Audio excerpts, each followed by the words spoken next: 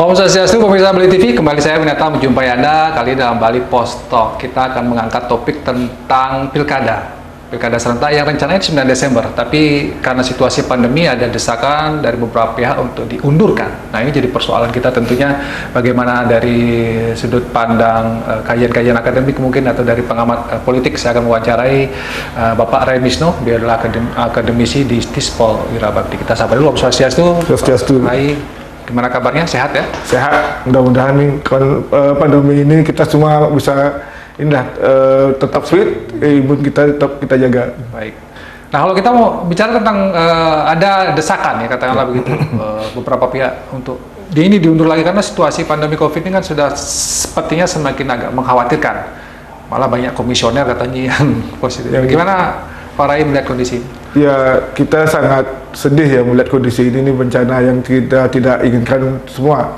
Tetapi ini sudah terjadi. Namun kalau pilkada ini sebetulnya September ini sudah pilkada dan ini sudah diundur menjadi 9 Desember. Nah, tetapi ternyata pandemi ini bukannya tambah mundur tapi dia mendaki ya, tambah naik dia.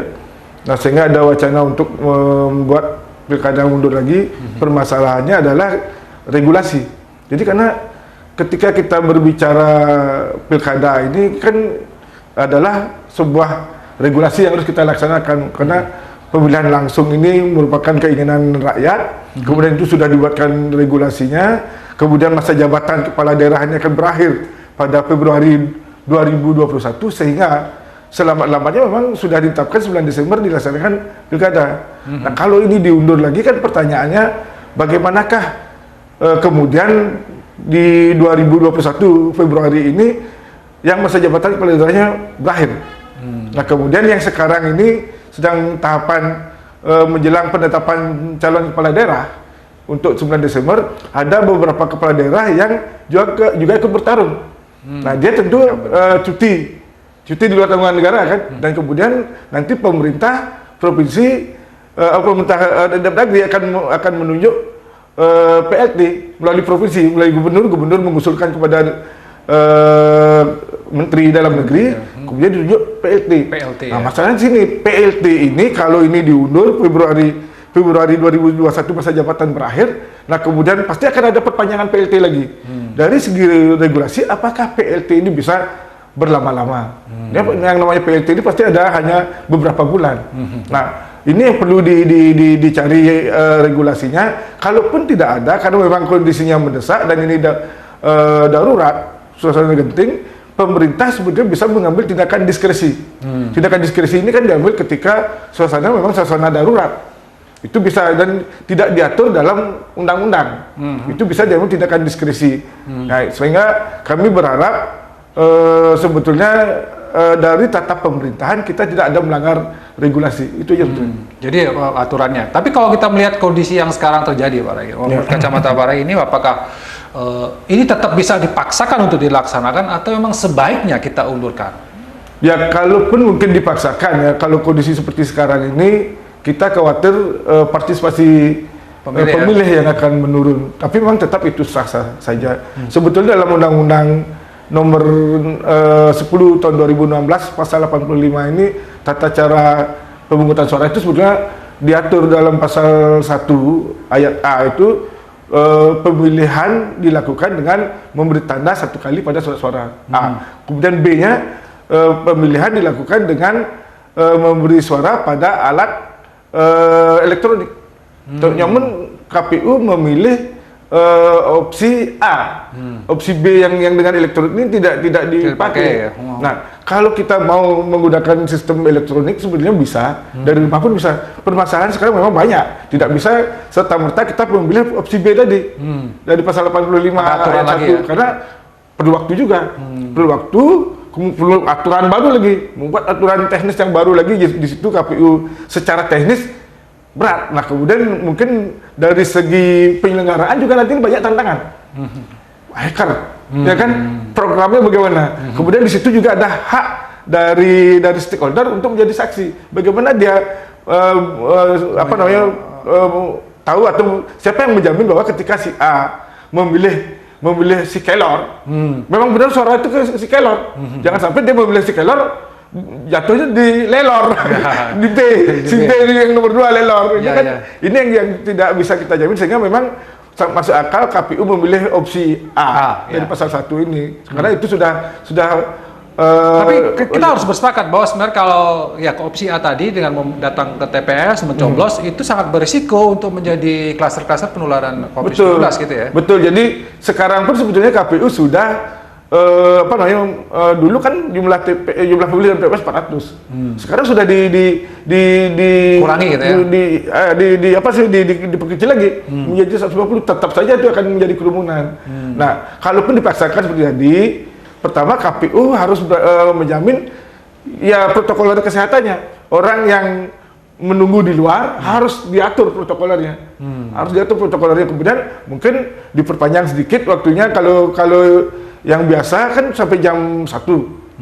Jam 1 kan, kemudian di situ sudah ditutup. Sekarang mungkin agak dilonggarkan dikit jam 2. Karena apa? Itu juga pemilihan kepala daerah ini kan suaranya kecil, cuma memilih 2. Kalau pemilihan legislatif dia memilih banyak, itu memang perlu pembatasan. Tapi kalau ini diperpanjang sedikit pun masih bisa sebetulnya untuk memberi peluang pemilih datang tidak berkerumun ya. Tapi kalau misalnya kita bertimbang katakanlah plus minus keuntungan, ketidakuntungan ya dari ini dipaksakan untuk dilaksanakan 9 Desember. Apa yang Pak Rai yang paling perlu menjadi perhatian kita, terutama dari KPU mungkin, dan pemerintah juga mungkin. Betul, kalau saya sih melihat ini kan memang prosesi yang harus berjalan, dan 9 Desember ini kalau sudah ditetapkan itu harus berjalan. Ya, saya berharap melihat dari proses pendaftaran calon kemarin lah. Pendaftaran calon saja sudah dibuatkan aturan kesepakatan oleh KPU. Toh juga di situ sebenarnya ada pelanggaran-pelanggaran yang dilakukan oleh calon, seperti datang ke KPU membawa masa, membawa berganjur. Padahal orang aben aja nggak boleh pakai berganjur. Ini mendaftar pakai berganjur itu kan sebuah pelanggaran yang tidak bisa diatasi oleh penyelenggara atau yang berkepentingan lah. Dan di situ ada kepolisian juga sebetulnya. Nah, untuk 9 Desember ini kekhawatiran kita sama seperti kemarin. Yang kita harapkan, kalaupun ini dipaksakan 9 Desember, siapa yang berani bisa menjamin di luar TPS? KPU pasti ngomongnya hanya di TPS. Ya. Tapi ketika orang berkerumun di luar TPS ini juga harus menjadi tanggung jawab bersama KPU, kepolisian, dan lain-lain. Itu harus dijamin ada protokoler, ada jarak, jangan sampai ada interaksi. Karena kalau yang namanya kerumunan itu rawan interaksi.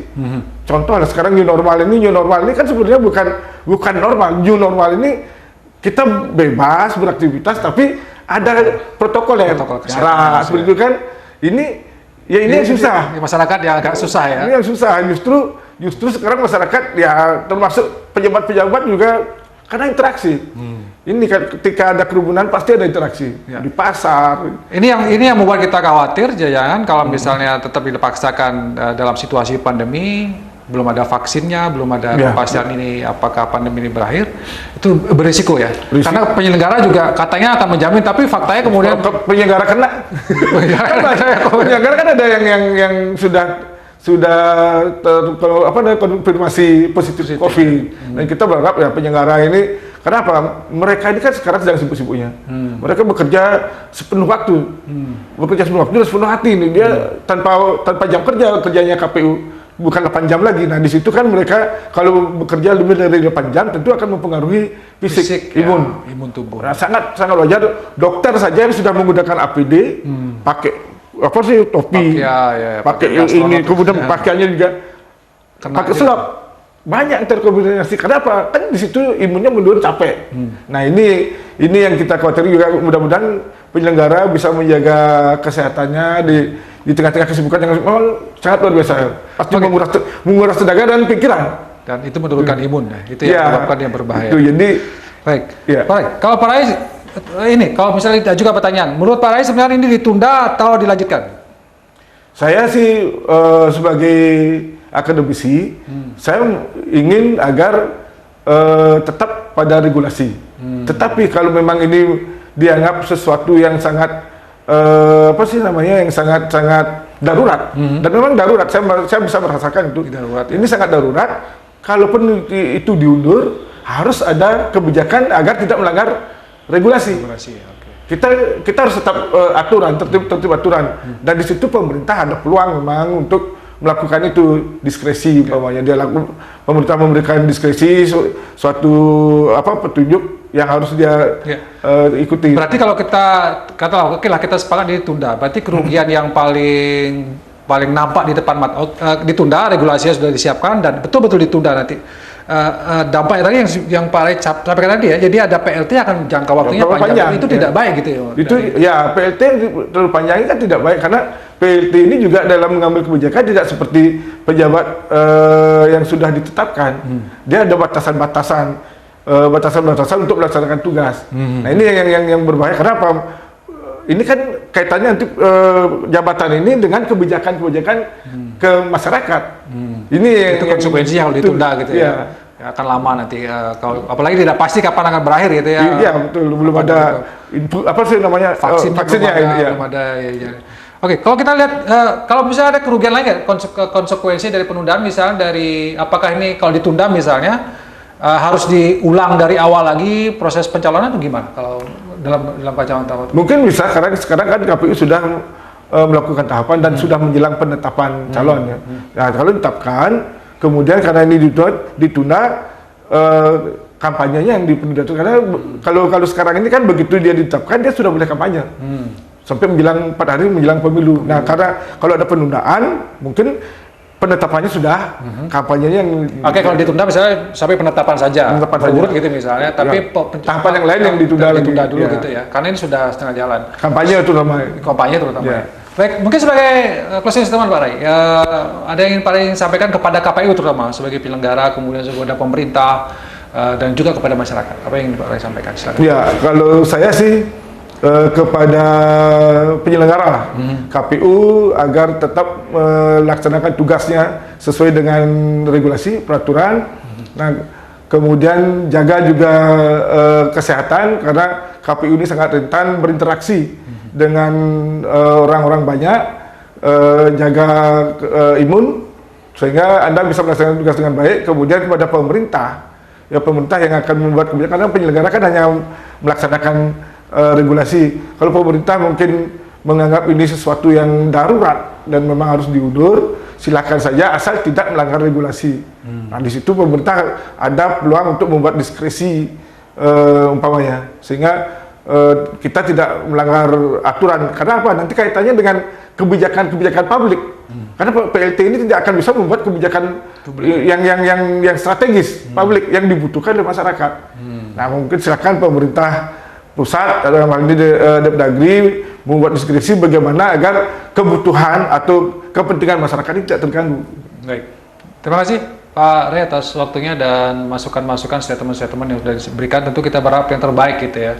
Kita sepakat memang kondisi sekarang ini agak mengkhawatirkan bagi kita semua karena pandemi COVID semakin mengganas sepertinya, dan mudah-mudahan ada kebijakan yang lebih betul-betul dari dasarkan atas pemikiran-pemikiran yang jernih supaya tentu dalam kondisi begini politik agak mungkin bisa dikesampingkan lah sedikit gitu ya. Yang penting kesehatan, karena kita sudah dibingungkan dengan ekonomi dan kesehatan. Sekarang ada lagi urusan politik yang ini berisiko juga pada kesehatan. Ya mudah-mudahan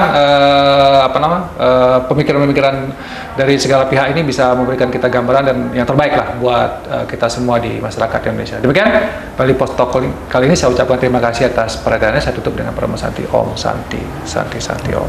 Terima kasih.